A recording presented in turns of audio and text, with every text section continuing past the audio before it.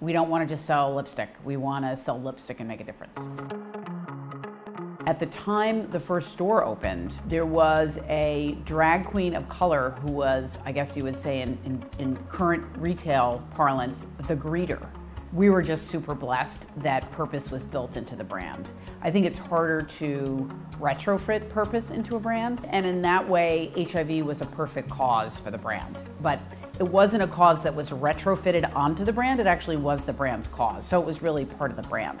As the brand has grown and as the fund has grown, ensuring that whatever giving we're doing is locally relevant, because at the end of the day, people always want to know the difference you're making in their community. So we have over 600 grantees in 180 countries, and our average grant size is about 35,000. We also fund, quite honestly, a lot of sort of venture capital behavior. In the early days, it was condom distribution. We now know condoms really don't work. Now it's much more about couples counseling or early intervention in terms of testing and knowing your status. We have a lot of good work to do, particularly around stigma now and around access to healthcare, which is no small shakes. I think we need to take more risks in taking stands on issues because the times are calling for it, so that's something we're actively working on. Not only are we talking about diversity and inclusion and celebrating the underdog, but we're actually funding diversity and inclusion and the underdog. If you're in that space, how do you not end up making infomercials, right? How do you end up saying stuff that may or may not sell your lipstick,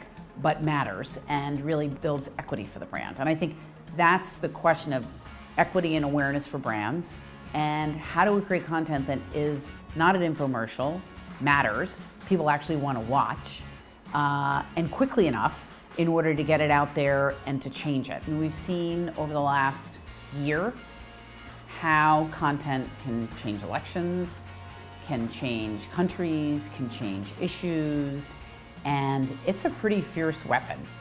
So in terms of what I would like to do is to better understand and sort of be closer, I guess, to the outer edges of the power of content to change the world.